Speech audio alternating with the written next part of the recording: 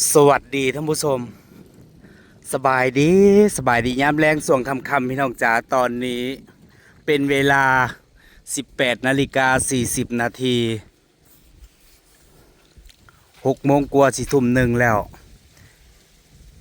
อยู่บ้านยายรวยมื้อนี้ก็พากันทำบุญบ้าน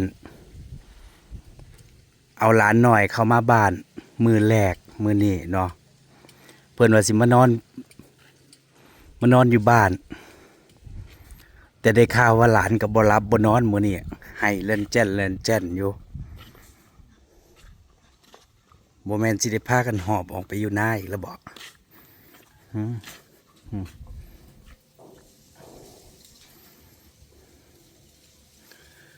ก่อนสิมาอยู่บ้านก็เฮ็ดประตูหน้าต่างใหม่อีกเด้ใส่กระจกเพื่อบ่ให้ขี้ฝุ่นมันเข้า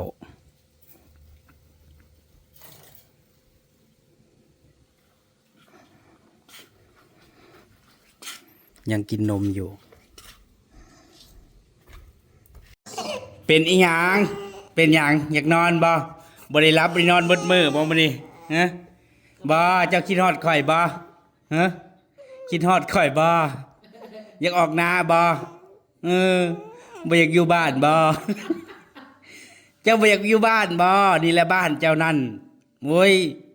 เออบ้านเจ้าบ่อยากอยู่บ่เออสิออกน้ำข่อยบ่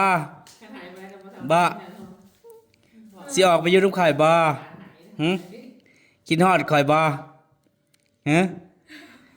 บ่อยู่บ่เฮือนนี่บ่เฮือนเจ้าได้อันนี้นะ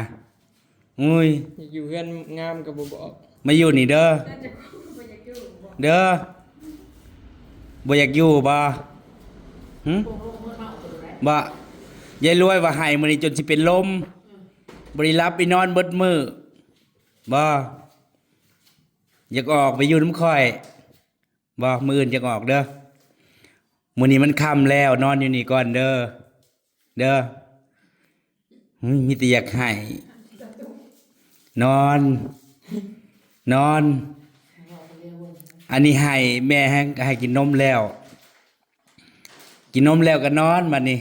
เด้อมื้ออื่นจะออกไปหาข่อยเด้อนอนอยู่พี่แล้วอันนี้เฮือนเจ้านี่อันนั้นน่ะเฮือนข่อยเฮ้ยอยากไปอยู่น้องข่อยบ่เออบ่เจ้าสิออกไปอยู่น้องข่อยบ่คิดฮอดบ่พุ่นน่ะฮะบ่ตั้งแต่เกิดมาก็เห็นแต่หลังนั่นบ่ได้เข้ามาหลังนี่จักเทื่อตั้ง3 เดือนกว่าแล้วเนาะ3 เดือนกว่าแล้วตั้งแต่เกิดมานี่3 เดือน3 มื้อแล้วแม่นบ่3 เดือน 3 มื้อครับบ่ได้4 มื้อครบรอบ14เนาะวันที่14มาอยู่บ้านเจ้าของเด้อมาอยู่บ้านเจ้าของนอนอยู่พี่เด้อมื้อแลงนอนพี่เด้อมื้ออื่นจะออกไปหาข่อยเด้ออย่าให้เช้ามีแต่ให้ยายรวยจนบ่ฮู้จักแนวเอาให้จนสิเป็นลมบ่หุยเป็นหยังคือให้นะหึกินฮอดข่อยบ่เจ้ากินฮอดข่อยอยากออกไปอยู่น้ำข่อยบ่หึเข้าไปนอนไปนอนห้องแอร์เฮ้ยแต่ด้านนอกลมแห้งในมื้อนี้อากาศหนาวอากาศเย็นอยู่แต่ว่าในบ้านนี่มันก็เงียบมิดอิงติ่งเนาะอากาศบ่เข้าเด้อไปนอนเด้ออย่าให้เด้อไปนอนอย่าให้น้ำตายังพานหน่วยพี่น้อง โอ้ยบ่อยากอยู่บ่บ่อยากอยู่บ่ข้างนอกน่ะขี้ฝุ่นมันหลายออกบ่ได้เด้อใครบ่ได้อยู่บ้านน่ะขี้ฝุ่นหลายเปิดประตูบ่ได้ฟังไปนอนบัดนี้กินนมแล้วไปนอนไปให้ก็ได้บอกน้ำนะคิดฮอดบ่เท่ามีแท้บาดนี้โอ้ยบาดนี้บ่เห็นข่อยแล้วสิให้บาดนี้บ่ มื้ออื่นจะออกไปเล่นน้ำพัทมีลูก จำได้เบิดแล้ว ผู้ใดมาเล่นน้ำแต่ละมื้อจำเสียงได้จำหน้าได้แม้กระทั่งเฮือนเจ้าของก็ยังบ่แม่นก็ยังจำบ่ได้ยังจำได้แนมหน้าแนมหลังบ่แม่นเฮือนเจ้าของว่าหายว่าซั่น กับเคยอยู่หลายคนเลยอยู่ เออ เสียงสุดๆ เนาะมาอยู่นี่มันก็สิแปลกหูแปลกตาเพราะว่าแนมเบิ่งฟ้าเพดานก็บ่แม่นไฟก็บ่แม่น มื้ออื่นจะออกมาเล่นน้ำพัทมีลูกนี่แหละเนาะ ไปนอนก่อน มื้ออื่นเนาะ ค่ำแล้ว นอนบัดนี้เนาะ อือ นี่แหละ แท้จริงมื้อนี้ยังบ่ได้นอนเบิดมื้อพี่น้อง ยิ้มก่อนยิ้มก่อนนะ บ่ได้นอนเบิดมื้อ ยิ้ม เมื่อกี้นี่ ยิ้ม แม่เอากินนมเนี่ยก็อยากหลับอยู่เนาะเมื่อยบ่ได้นอนเบิดมื้อมื้อเช้าก็ตื่นแต่เช้าบ่อยู่กับยายรวยให้ว่าซั่นให้บ่ได้มื่นหูมื่นตาให้จนยายรวยบ่จักแนวเฮ็ดเอาแต่น้ำมนต์โพะหลาน ให้บ่ได้เอาน้ำมนต์โพะหลาน โอ้ยจะแม่นยายรวย แห้งก็ให้ สักไว้ก่อนจะเม็ดกี่ได้หน่วยจะเขาจะพาเสียหายใจ ยังก็กินนมแล้ว กินนมแล้วว่าให้ได้เมื่อกี้นี่ บ่ลูกหึบ่จักเนี่ย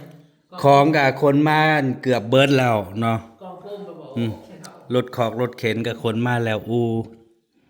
ที่นอน ได้ช่องชามขนม 3เถื่อคนน่ะนอนเฮือนเฮาเนาะหมดเนาะ ป้ายน้ำผมเอาไป เราจะออกไปเล่นน้ำพัท นอนอยู่บ้านเจ้าของเบิ่งก่อนอยู่เบิ่งก่อนให้สินหูสินตา เนาะเนาะ อันนี้แปลกหูแปลกตามันแนมหน้าแนมหลังนี่เพราะว่าให้อ่ะยิ้ม เขาไปนอนห้องแอร์เจ้าของพูน อ่ะยิ้ม เนาะ ให้ป้าลุงเบิ่งเลย อ่ะยิ้มเร็วๆยิ้ม ยิ้ม อ่ะยิ้ม ยิ้มหวาน เร็วยิ้มบิดนี้บัด อยากนอนเนี่ยเมื่อกี้แม่เอากินนมน่ะนอน จักยันเลยตกเลยมือดึงเสือไว้ ตู้เนี่ยเสือ มันดึงนั่นนี่เนาะ เมื่อกี้น่ะยังหลับอยู่เลยเนาะ เราไปหาดึงเนี่ยเด็กดึงมาผู้จ้าเอานั่นเอานี่เดียว อ่ะอย่าให้อยากนอนก็พออยากนอนมื้อนี้บ่ได้นอนเนาะ ขันอยู่หน้าใช้เถื่อน มา แต่อยู่หน้าน่ะบ่ได้งอแงเลยพี่น้อง ส่วนใหญ่ก็สินอนตื่นมาก็เล่นอยู่ แต่ว่าเขามาบ้านมื้อนี้ให้ว่าซั่นเนาะ แต่อากาศดีแต่เนาะ อย่าให้เด้ออย่าให้นอนก่อนนอนอยู่เฮือนเจ้านี่แล้วเด้อมื้ออื่นจังออกไปเด้อมื้ออื่นจะออกไปหาข่อยเด้อนอนอยู่นี่ก่อนมีแต่ให้สิให้เฮ็ดหยังนั่นไหลแล้วหังก็กินนมอิ่ม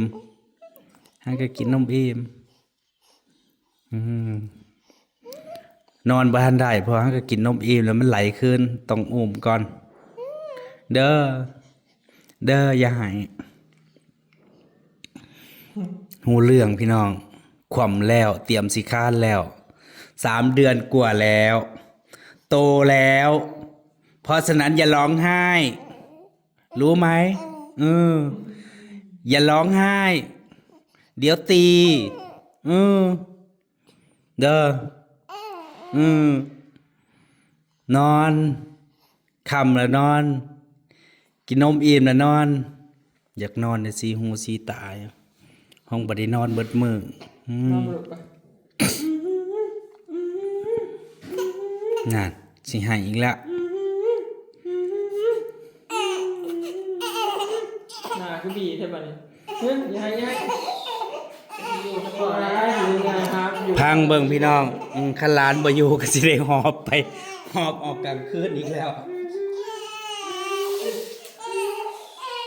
ยายรวยจนบ่รู้จักแนวเฮ็ดจนเมื่อยเอา มาหนังแล้วลูกนะ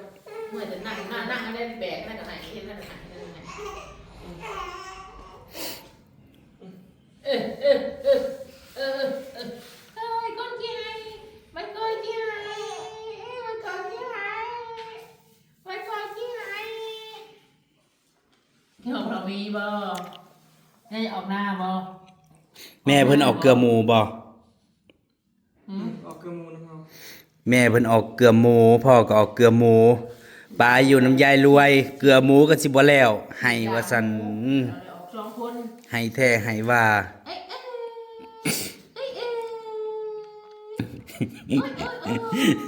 ให้บัดใดยายรวยโพะน้ำมนต์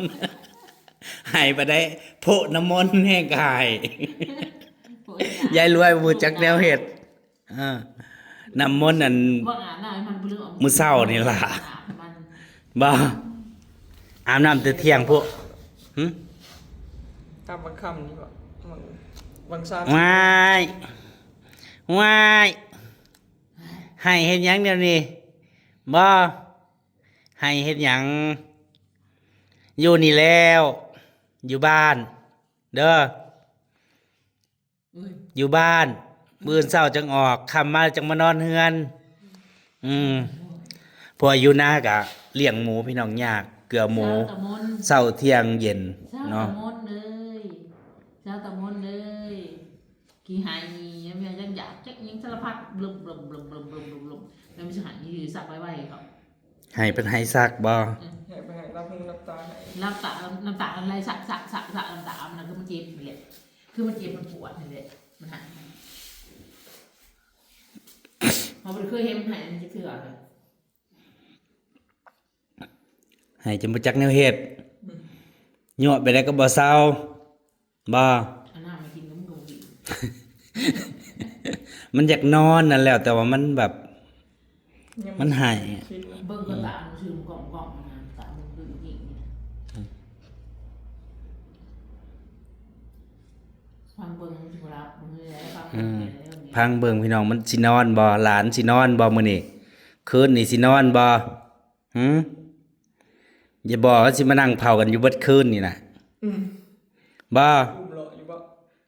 คันมานอนแล้วออกไปนอนเฮือนข่อยเด้อ นี่อยู่ นี่อยู่ภาษาว่า ค่ำมันมืดแล้วกินข้าวแรงยังยายรวย ปนจักจันธรรมดาซื้อจักจัน กินแต่แรงพุ่น กินแต่เย็น4 โมง กับข้าวมื้อเช้านี่ก็เหลือบากหลายพี่น้องเต็มตู้อยู่ทั้งแกงไก่ทั้งลาบ กิน ไก่ลาบหมูเขาก็สิกินอาหารนั้นเก่านั่นล่ะ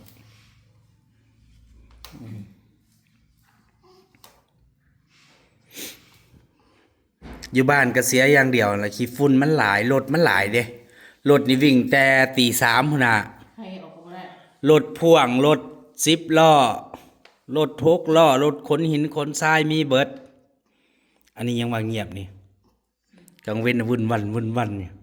ขี้ฝุ่นมันหลายจนได้เปลี่ยนอันใส่กระจกเนาะ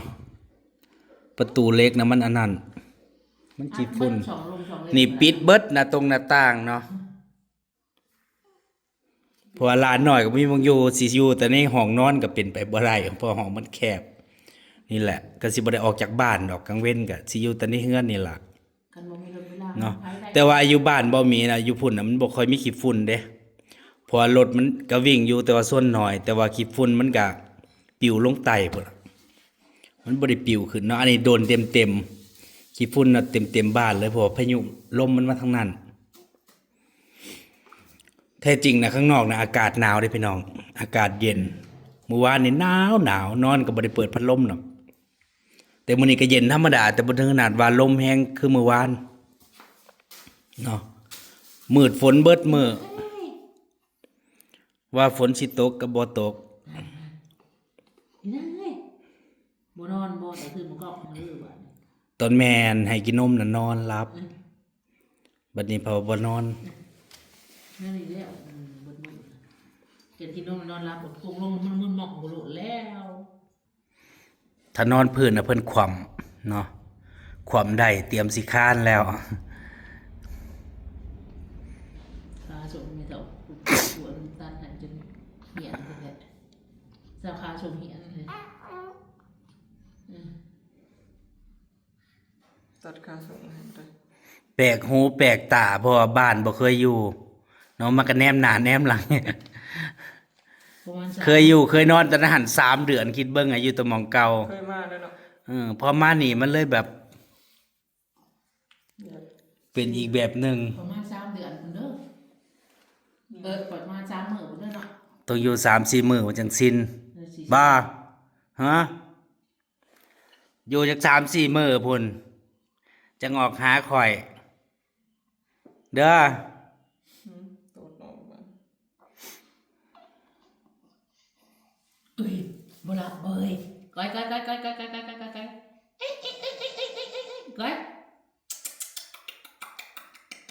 นี่นางเอ้ย ฮึบ ขี้หาย มื้ออื่นจะออกไปเล่น ขี้หาน อนมื้อนี้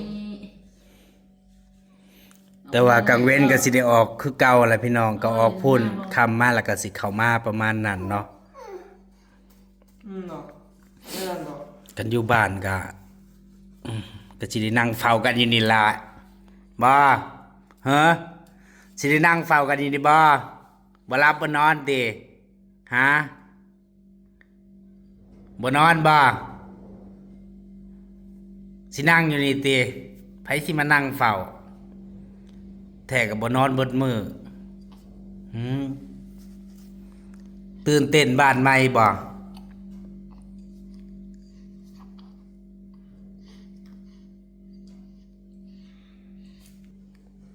ข่อยเมื่อป่าก่อนเด้อ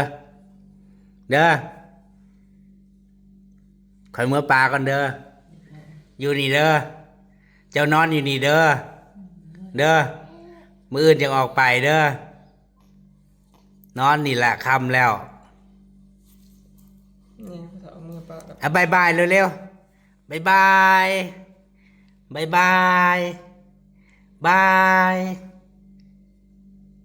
ื่อป่าเด้อมื้ออื่นจะออกไปเล่น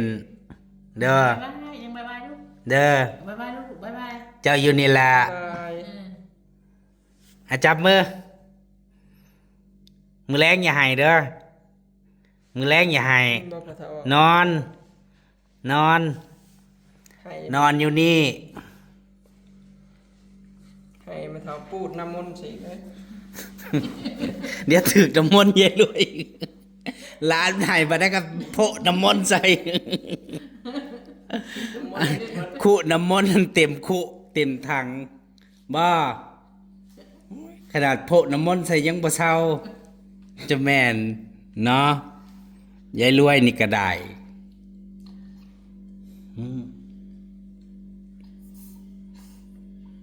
จะทำอะไรให้อีกกันแม่ดูจอม นั่นอยากหายเด้อบัดนี้อยากหายอีกแล้วบัด เลิ นี้ กเลิกจะหายจ้ะ เดี๋ยวนะ คือสิบ่ได้นอนดอกค่อยว่าบ่คือสิบ่ได้รับได้นอนดอกค่อยว่าสิอุ้มกันอยู่นี่ล่ะ